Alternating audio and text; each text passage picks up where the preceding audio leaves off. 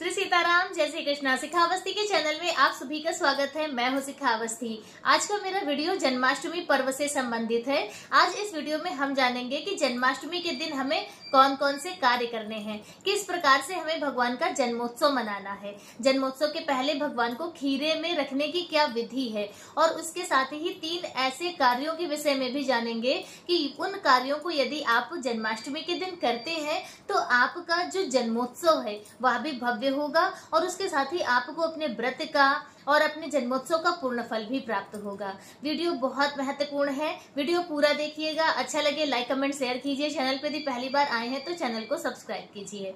देखिए, जन्माष्टमी का पर्व वर्ष 2025 में 3 दिनों का हो रहा है।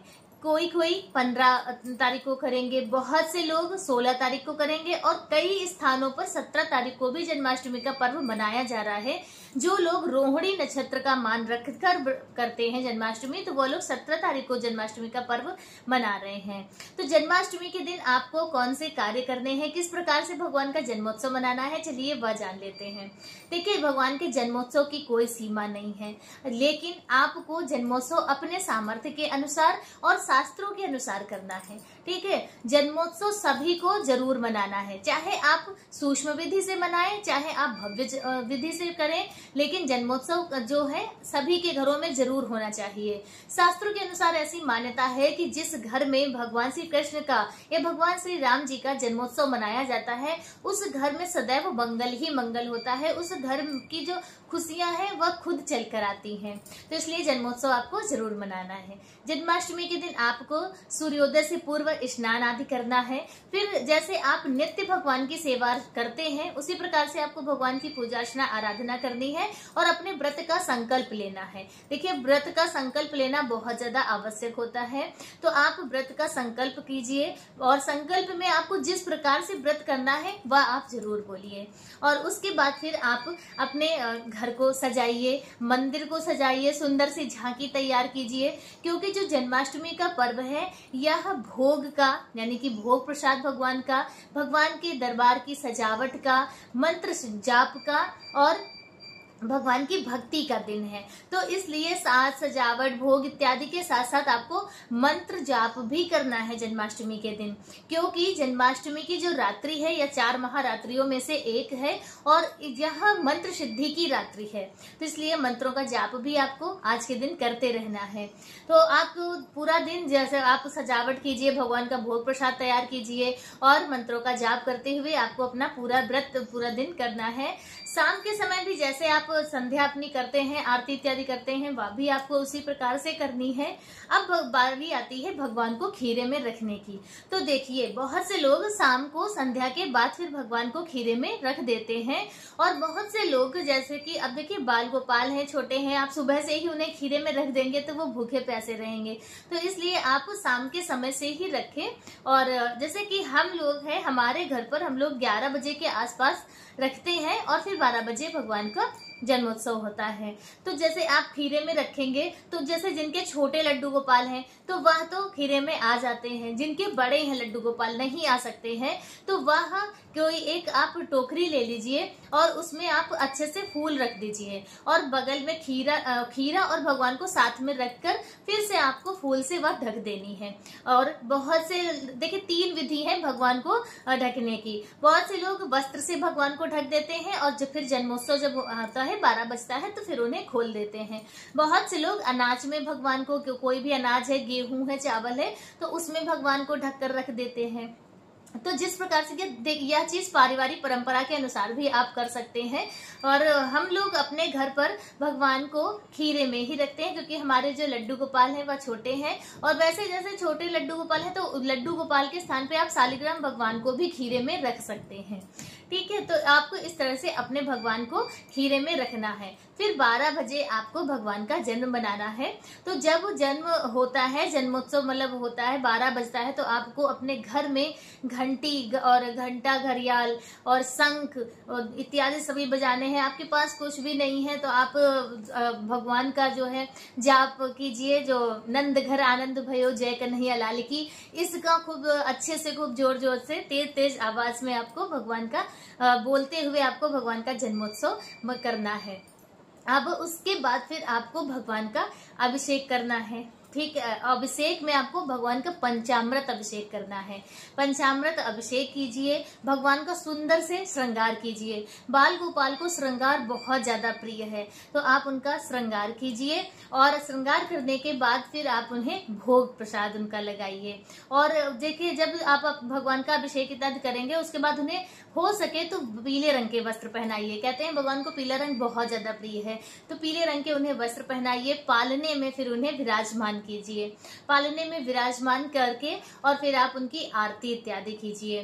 ठीक है, और आरती करने के बाद फिर आप मंत्रों का जाप कीजिए, भजन कीर्तन कीजिए, और यदि आपका अपना गुरु मंत्र है तो उसका जाप कीजिए। तो इस प्रकार से आपको भगवान का जन्मोत्सव मनाना है और फिर पूरी रात आपको जागरण करना है। जन्माष्टमी की रात्रि में जो लोग जागरण करते हैं तो उन्हें अटल पुण्यों की प्राप्ति होती है। भगवान श्री कृष्ण बहुत ज्यादा उन्हें प्रिय है यह भजन कीर्तन नृत्य। तो आपको इसी तरह से भगवान का जन्मोत्सव मनाना है और पूरी रात जागरण करना है। बहुत ही शुभ होता है, वज्र के समान कहते हैं कि पुण्यों की प्राप्ति होती है, ऐसे पुण्यों की प्राप्ति जिनका कभी नाश ही नहीं होता है। तो इस प्रकार से आपको जन्माष्टमी का यह पर्व मनाना है। और फिर सूर्योदय के बाद किसी ब्राह्मण को भोजन कराने के बाद आपको अपने व्रत का पारण करना है। याद रखिएगा, जन्माष्टमी के दिन आपको जन्मोत्सव के बाद भोजन नहीं करना है। जितना भी आपने पुण्य कर्म कमाया है सभी आपके फल की हानि हो जाएगी, सारे आपके फल जो हैं वो बेकार हो जाएंगे। तो इसलिए जन्माष्टमी जन्मोत्सव के बाद आप भोजन ना करें, सिर्फ और सिर्फ आप प्रसाद में पंचामृत ले सकते हैं। इसके अलावा आप जल ले सकते हैं और कुछ भी नहीं। जो भी फलाहार आपको करना है आप जन्मोत्सव के पहले आप उसे कर लीजिए। और फिर आपको रात्रि भर जागरण इत्यादि करना है। जल इत्यादि आप लेते हुए जागरण कीजिए और सुबह सवेरे स्नान आदि करके ब्राह्मणों को भोजन करा के फिर आप अपने व्रत का पारण कीजिए और भोजन कीजिए। क्योंकि फिर नवमी तिथि हो जाएगी और नवमी तिथि नंदोत्सव की तिथि होती है, तो उस दिन भी आपको प्रसाद बांटना है, आपको भी प्रसाद प्राप्त करना है। तो इस तरह से आपको जन्माष्टमी का पर्व मनाना है। अब हम जान लेते हैं कि वह कौन से 3 कार्य हैं जो आपको भगवान के जन्मोत्सव में जरूर जरूर करने हैं, जिनसे आपको पूर्ण फल प्राप्त होगा। तो पहला है भगवान का दिव्य अभिषेक। जब आप भगवान का अभिषेक करेंगे तो पंचामृत से आपको भगवान का अभिषेक करना है और देर तक आपको भगवान का अच्छे से अभिषेक करना है। और फिर है दूसरा भगवान का तुलसी अर्चन। भगवान को तुलसी अर्चन बहुत ज्यादा प्रिय है, तो गोपाल सहस्त्र नाम का बोलते हुए आपको तुलसी अर्चन करना है। यदि आपको गोपाल सहस्त्र नाम नहीं आते हैं पढ़ना तो आप मोबाइल पे यूट्यूब पे चलाकर रख लीजिए और फिर आप जब जैसे नाम होता जाता है तो वैसे वैसे हम भगवान को तुलसी पत्र अर्पित करते जाते हैं। तो इस प्रकार से आप भगवान को तुलसी अर्चन भगवान का जरूर कीजिए। हो सके तो 1008 का कीजिए, नहीं तो 108 का तो जरूर ही कीजिए। और तीसरा कार्य है भगवान की महाआरती। जन्माष्टमी के दिन आपको भगवान की महाआरती करनी है। महाआरती किस प्रकार से करनी है कि देखिए, ऐसे जब आप नित्य सेवा करते हैं अपने ठाकुर जी की तो आप 1 बत्ती जलाकर आरती करते हैं या बहुत ज्यादा 2 बत्ती लोग जलाते हैं।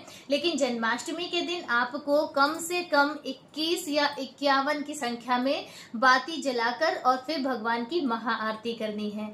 महाआरती भी प्रभु को बहुत ज्यादा प्रिय है। तो यह 3 कार्य ऐसे हैं जो आपको जन्माष्टमी के दिन जरूर करने हैं। इससे आप भगवान की प्रसन्नता, उनका आशीर्वाद आपको प्राप्त होगा और आपको जन्माष्टमी जन्मोत्सव का पूर्ण फल भी प्राप्त होगा। अब वह कौन से कार्य हैं जो हमें संतान की प्राप्ति कराते हैं? तो देखिए, जो संतान की प्राप्ति करना चाहते हैं तो वह दोनों पति पत्नी दोनों मिलकर भगवान का पालना झुलाएंगे।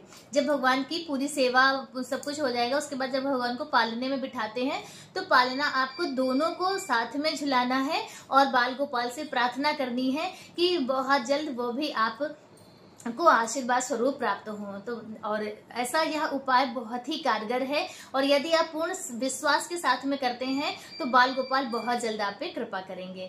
और फिर दूसरा उपाय है कि जो पुत्र की प्राप्ति करना चाहते हैं तो जो भगवान को जिस खीरे में रखा जाता है तो उस खीरे को आपको जो जिन्हें पुत्र की प्राप्ति करनी है वह उस खीरे को पूरा प्रसाद स्वरूप दूसरे दिन, अष्टमी वाले दिन नहीं, दूसरे दिन आपको पूरा प्रसाद स्वरूप खा लेना है। एक बहुत ही महत्वपूर्ण बात, जब हम भगवान को खीरे में रखते हैं तो उस खीरे को आपको चाकू से नहीं काटना है। इस बात का आप जरूर ध्यान रखें।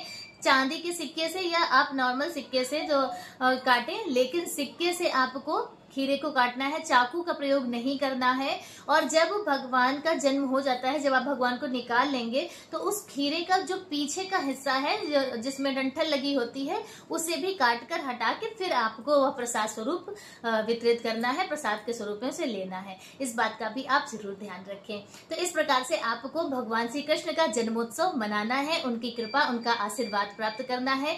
हमारे सभी कृष्ण भक्तों को, सभी सनातनियों को जन्माष्टमी पर्व की हार्दिक शुभकामनाएं। आज का वीडियो मेरा बस इतना ही। वीडियो कैसा लगा कमेंट करके जरूर बताएं। मिलते हैं दूसरे वीडियो में किसी दूसरी जानकारी के साथ। तब तक के लिए श्री सीताराम, जय श्री कृष्णा।